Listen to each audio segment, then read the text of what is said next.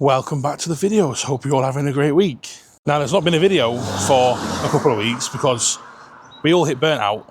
We just burnt ourselves out, looking after Edie, getting the bus sorted, sorting out all the other kids, doing stuff on the paper just stopped, and we didn't do very much. But we did do something 2 weekends ago, and that was go on the local radio station in Barnsley after we'd been to the Retro Dome. And we went on there to talk about the bus, obviously Edie coming and becoming 7 in the bus, but there was also one other thing that we went on there to discuss. And that was obviously for the charity song that we're getting behind this year to support 2 amazing charities that are local to us in South Yorkshire. And they're Base 71, the youth zone in Barnsley, and the Barnsley Toya Pill. So the charity song is very, not personal, but it's very close to our hearts because we know John. I've known John a very long time. He's a very good friend of mine. We work together. We do a lot of things together. And obviously, it's really sad what happened, obviously, to Josh when he passed away, obviously from an asthma attack. Now, this song is for his legacy. It's to raise money for some great charities, but we're trying to get it to chart. So I need your help. Now, I'll show you the interview and I'll put back on at the end.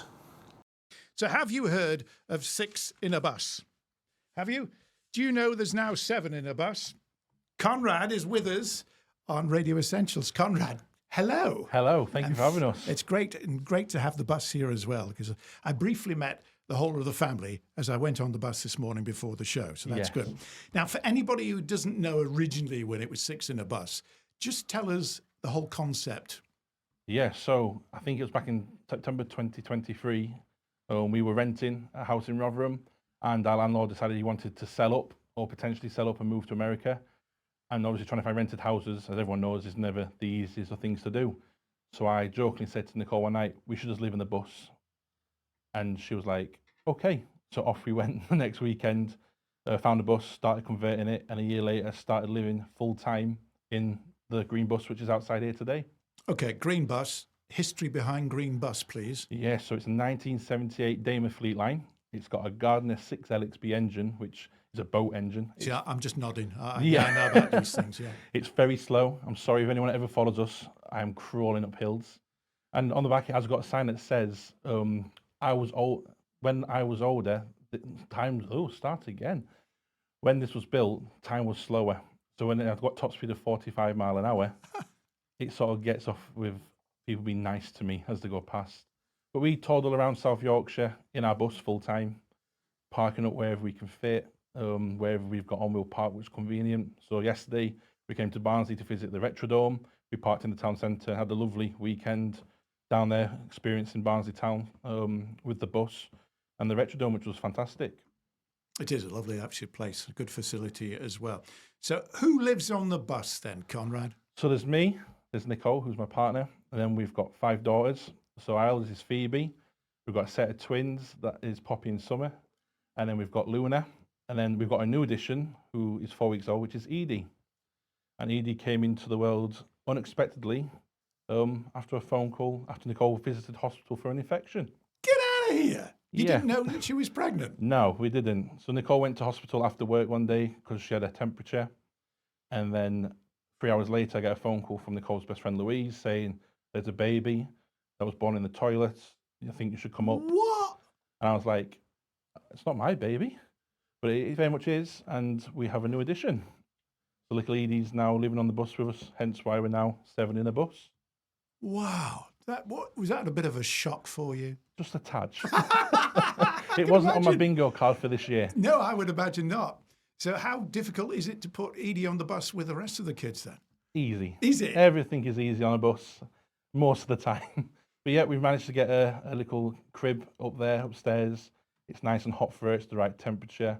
We've got obviously like hot water, like any house. It runs the same as a house, just it's on wheels, and we move around a little bit. So, you got central heating. How does that work then? Yes, we've got in this bus, we've got a diesel heater, which basically vents upstairs and downstairs, and it's like just hot heat that comes out, which keeps it, even when last week when it was very cold and we had a bit of snow, we had steady 13, 14 degrees inside. So it's very much going back to the olden days, hot water bottles, nice warm pajamas and snuggling up on the night, keeping warm. But on average, it's 16 to 20 degrees in there easily. In the summer, though, difficult to keep cool. Is it? Yeah, we always say that the winters are easier than the summers just because of the heat. And trying to deplete heat from a metal tin is rather difficult. Okay, so there's your bus. You've got a nice heating system going there and everything else. Next question has to be, because when we have a house, it's automatic. You turn the tap on and water comes out, and obviously it's attached to the mains. But on a bus, what happens? Well, it's exactly the same. You turn your tap on and water comes out. It's Yeah, just you've got to limit how much you can't leave a tap on. So when you brush your teeth, it's tap on. It's like the adverts you get on the TV telling you how to save water when there's a hosepipe ban. It's the same thing. Wet your toothbrush, brush your teeth, turn the tap off, turn it back on. But again, finding water points is quite difficult nowadays. But we've found over the last 3 years living on the bus, talking to people and making friendships, just like how we've all come together today, it allows us to get opportunities to fill up with water. So yesterday, or Friday night even, we called into a company in Rotherham called Split Charge. They offer a free service to their customers, and we're a customer of theirs, for water. And we filled up a tank of water before we came up towards Barnsley. So we're sorted now for another week of water. A week? That's not bad at all. It must be a big tank, that. It's huge. Yeah. And the next question has to be, attached to water, it's the waste side of things. Yes. Have you got like washing facilities? Have you got showers? Have you got toilets? What you got? We've got toilets, we've got showers, we've got normal sink water.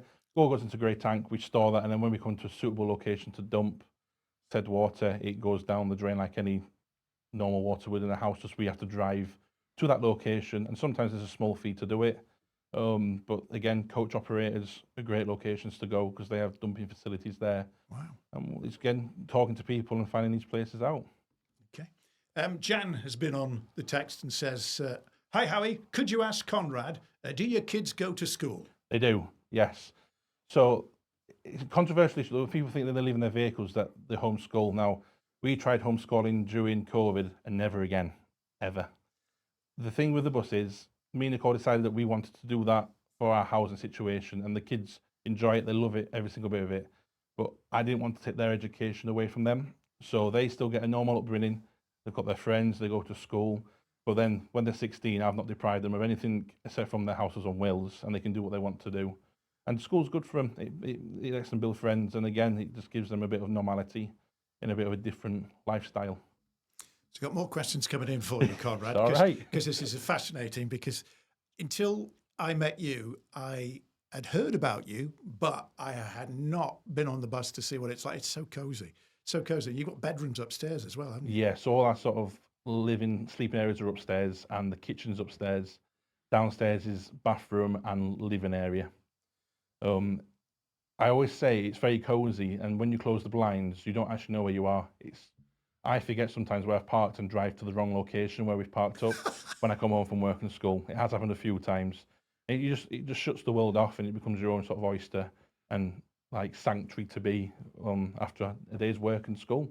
So cooking, air fryers, obviously, that type of you live with an air fryer, so do I. In fact, I've got two. Yeah, well, we've not got two. We've got one big one. They're brilliant. How do you get the electricity to operate the cooking stuff? So during the summer months, everything's run through batteries. We've just had a battery upgrade very kindly donated to us by Fogstar, a company down south, which is lithium, which lasts us now 3 days completely off grid, and that's running everything 240 through inverter, which is fantastic. In the winter, not so much. We do struggle for power, so we have got a generator on board, which we use while we're moving around just to charge up and top us off after the sun's finished for the day in case we need it. But we've gone from using that every day with the old batteries to using it every third day now. So again, that's been life-changing since the baby's been on, to be able to do baby's bottles, microwave, sterilizer. It's changed everything up again. And what do your kids think about living on a bus? They love it. When we got to 2.5 years, before obviously Nicole was pregnant, we didn't even know. We said to the kids, we need to start looking if we're going to go back to living in a house or we build a bigger bus, because they're getting older. They're going to need more space, all girls, more mirrors, to do the makeup. So they said to us, we don't want to go back to living in a house. We want to start living on the road, continue doing that. So we brought a bigger bus, and we're currently converting a much larger bus to be like our next home. Do you get confused, or do people get confused, as this text that we've received through, and get on the bus? Have you been flagged down before, Conrad? All the time. X78 route from Rotherham to Doncaster. There was a very few upset people there the other day as I drove through Conisbrough. The worst I've had is a stone thrown at the bus as we've driven past and not stopped. We've seen shopping bags go flying, and a few hand signals which yeah, less choice, but it is quite funny. People think it's a bus, and last time I saw a bus in South Yorkshire that colour, never. There's never been a green bus in Rotherham that was a service bus, so it's funny, but it happens all the time. Let's talk about the charity single then that you Yeah. got involved with. Tell us a bit of background behind it. So it's a lovely song. We'll start with that, and I've known John, who's arranged the song, for many years. He works with me when we work. And back in 2018, his son, he was 10, Josh, died from asthma attack at a Scouts camp. When John was clearing out his bedroom, he found some lyrics that Josh had written. And for a 10-year-old, the lyrics were phenomenal for a song. And John is a massive super fan of All the Young. So he reached out to Ryan, the lead singer from the band, and asked if they could make it into a song in Josh's memory. And that's obviously where we've ended up today with a charity single called Sorry, which comes out on the 8th of December. And all the profit from the song is going to two local Barnsley charities, which is Base 721 and the Barnsley Toy Pill, which are charities that have been close to Josh's heart because he loved giving to others. It's also very poignant to you as well, isn't it, by lots of things as well, Conrad? Okay. So there's a bit of jargon about us on there, and obviously about the charity song. I choked up, typical of me, but it is very close to my heart, and I want it to do well. So below in the comments section, I'm going to pin the link to the song. Now the song was released today, hence why there wasn't a video yesterday. Wanted to do it today on the song release. Now we've got till Thursday to get as many purchases of the song as possible to see if we can get it in the charts. Now, when you go from Bandcamp, you'll see the song there to purchase, and you can only buy one at a time. But it gives you the option to donate. Now, donations are really grateful, and we go to the good causes. But obviously, you're only buying one song. So I ask you, if you are going to buy a couple, can you do a separate transactions, buy one song, and do it that way rather than doing one song and a donation, just so it helps it with the charting aspect of it. And if you listen to the song, which you can hear slightly in the video interview, it's a lovely song. And a little bit of it was written by Josh with lyrics that John found, obviously, which we said in the interview, which is a really nice touch. So if you can do one thing for me and buy one song, 2 songs, 5 songs, 10 songs, every little helps. Sounds like Tesco's, that, doesn't it? But we would really appreciate any support you can give this song, just to give it a little bit of a boost and help some charities which are doing some fantastic things. The youth zone, which has been built in Barnsley, looks fantastic. We are going to go down and have a look at that and get the kids signed up for it. It's a £5 for the year. What is a no-brainer. Obviously the toy pill, this time of year is always hard for people. There's always someone less fortunate than you. And I always believe charity starts at home, but they are two good charities to be supporting, and we will be doing the supporting with them as well. So click down below. Thank you so much. Don't forget to like and subscribe. Normal videos will return on Wednesday. We have been filming the last couple of days. So come back, see what's going on. But thank you so much, and I'll see you very soon.